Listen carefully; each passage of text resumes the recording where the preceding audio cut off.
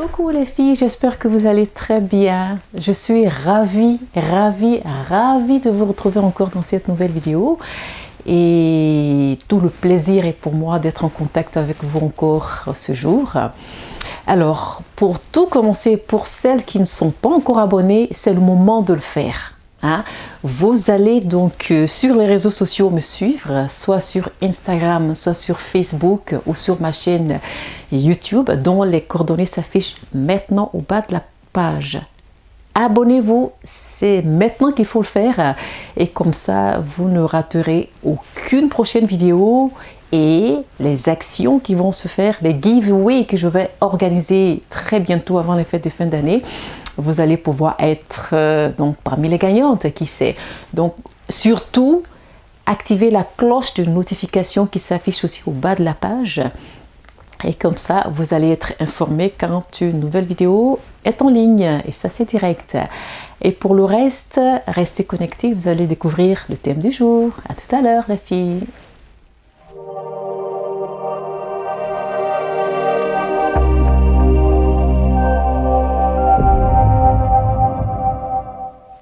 Alors, aujourd'hui, le thème, il est aussi jovial que le jour qui s'annonce. Alors, mon thème du jour, c'est comment paraître plus jeune que son âge. Et oui, c'est possible, les filles. Il y a quelques astuces à adopter et à suivre afin de ne pas faire plus vieille que l'on est. Vous êtes curieuse de savoir de quoi il s'agit? Moi aussi. Suivez-moi alors.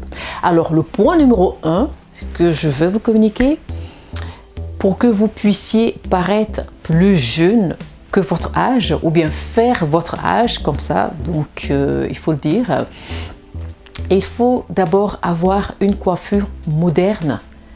Une coiffure, donc une coupe de coiffure, donc une coupe de cheveux qui va à la forme du visage et éviter tout ce qui est crépage, qui donne assez de volume.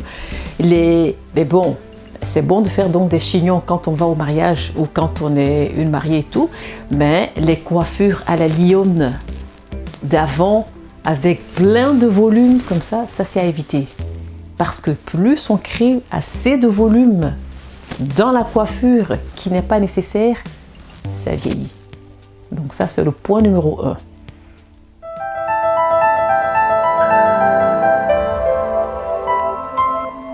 Alors, le point numéro 2 que je veux vous communiquer, donc le conseil numéro 2 que je peux vous communiquer, c'est en ce qui concerne notre maquillage, notre make-up. Il faut qu'on évite d'utiliser beaucoup de matière quand on se maquille. Par exemple, on a tendance à mettre beaucoup de fond de teint parce qu'on veut souvent camoufler les imperfections du visage. Mais ce n'est pas nécessaire parce que la technologie est tellement avancée qu'il y a des produits simplement qui nous permettent donc de camoufler partie par partie les imperfections. Parce qu'en plus du fond de teint, on a l'anti-cerne à mettre, on a la poudre à mettre. Donc si on veut mettre assez de matière, finalement on a un visage comme un masque. Ça, il faut éviter. Aussi, ce qu'il faut éviter dans toujours le make-up, les faux cils, c'est bien de les porter. Je ne suis pas contre les faux cils. Quand c'est bien porté, c'est joli. Mais il faut que ça paraisse naturel. Il ne faut pas que ça paraisse trop long et qu'il n'en faut. Et quand c'est comme ça, on voit, mais bon, on sait directement qu'il y a un rajout. Même si les gens peuvent s'imaginer qu'il y a un rajout de faux cils, mais il faut que ce soit fait donc d'une façon naturelle et comme ça c'est très beau, et donc ça donne à contempler votre make-up. Donc le point numéro 2, pas assez de matière en ce qui concerne le make-up. Okay? Alors le conseil numéro 3 que je vais vous communiquer, c'est en ce qui concerne le style vestimentaire. Oui, le style vestimentaire peut nous faire prendre des années encore ou peut nous faire perdre des années. Donc ça dépend. Il faut d'abord qu'on voit donc, ce qui est important dans la tenue vestimentaire, c'est de porter ce qui va à notre morphologie. J'ai déjà fait des vidéos sur les morphologies, vous pourriez aller regarder les vidéos ou la vidéo que je fais concernant la morphologie. Portons des vêtements modernes des vêtements qui vont à notre morphologie. Et puis, dans nos styles vestimentaires, on peut marier les couleurs. Oui, on peut marier les couleurs, mais là, il faut faire gaffe ici. Parce que quand on marie les couleurs, il faut que le style soit tendance. Et pas marier les vêtements. Toute la tenue est mariée à la chaussure, au sac à main, au make-up. Ça, il ne faut plus le faire ça parce que ça vieillit, ça donne 10 ans de plus. Ça, il faut éviter. On peut marier les vêtements, d'accord, mais le faire de façon stylée. Donc, il y a une façon de le faire, par exemple. Ici, je vous montre donc une tenue qui est là, ici, que je vous montre. Ici, la dame, elle a marié les couleurs, mais c'est une tenue très tendance.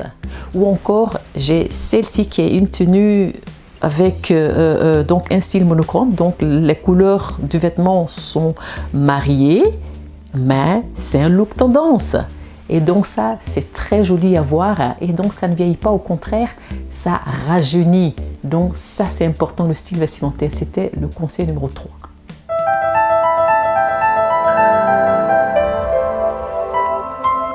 Alors, toujours en ce qui concerne le style vestimentaire, pour ne pas paraître plus âgé que l'on est, on peut donc composer un look simple.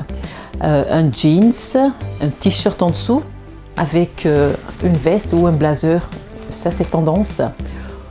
Ou alors simple, on peut porter encore un tailleur pantalon, donc tailleur pantalon, donc une veste assortie au pantalon, d'accord, avec des baskets, voyez. Donc, quelle que soit la couleur donc, de la tenue que vous avez composée, donc faites attention que la couleur vous sied aussi au teint, à la carnation, avec des baskets. Donc, ça casse le look trop classique et là, ça fait tendance et c'est joli.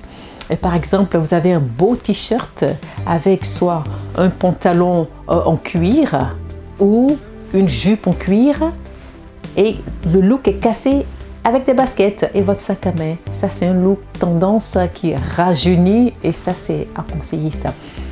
Il faut le faire. Si vous n'avez pas donc eu l'habitude de le faire, il faut sortir du look total classique parce que ça vieillit.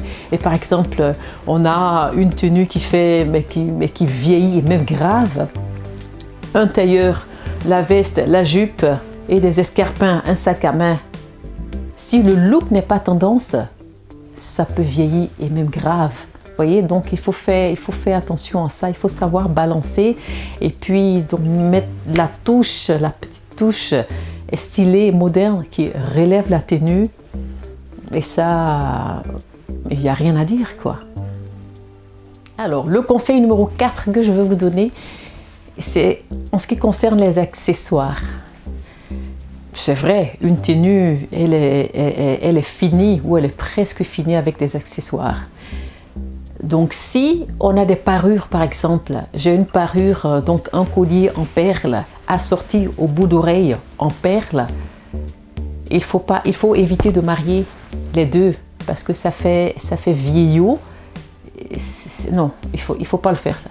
Vous pourriez peut-être porter votre collier en perles avec un autre type de bout d'oreille qui va à votre morphologie du visage.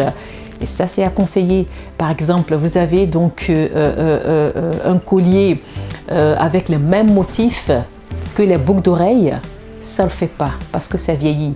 Ou bien encore soit, vous avez un même collier, un collier assorti aux boucles d'oreilles, assorti au bracelet. Il faut pas le faire parce que ça fait too much et ça fait un peu vieillot.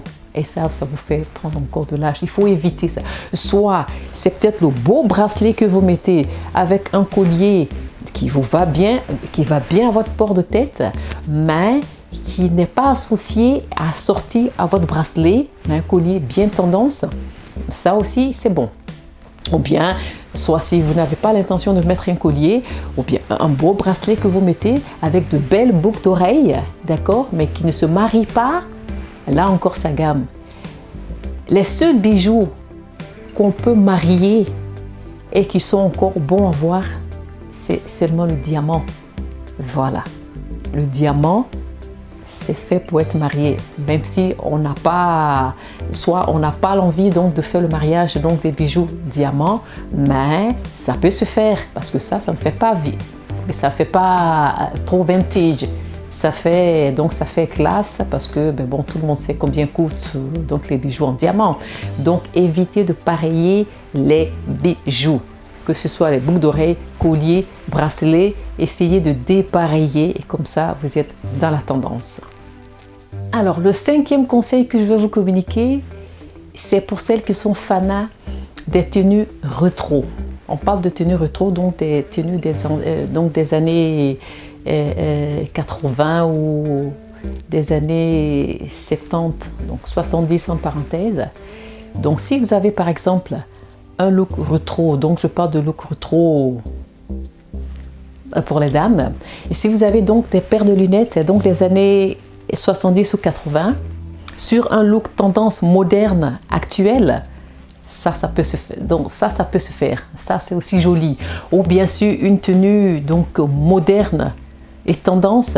Vous avez donc soit des chaussures que je vous montre ici, donc des chaussures rétro comme celle-ci. Ça encore, ça peut le faire. Ou bien vous avez un sac à main rétro dans une tenue moderne. Ça aussi, c'est faisable. Mais un look ou bien un style total rétro années 80, 90 ou 70, à condition que vous ne soyez invité à une fête à ce thème rétro, ça c'est une autre paire de manches. Mais si vous voulez composer un look tendance rétro, ayez une seule pièce rétro dans votre tenue moderne et ça vous êtes au taquet. Et quand le look est bien assorti avec la pièce que vous avez choisie, soit les lunettes, le sac ou les chaussures rétro, mais les filles, il y a vraiment rien à dire, quoi. Vous êtes vraiment au taquet avec ça.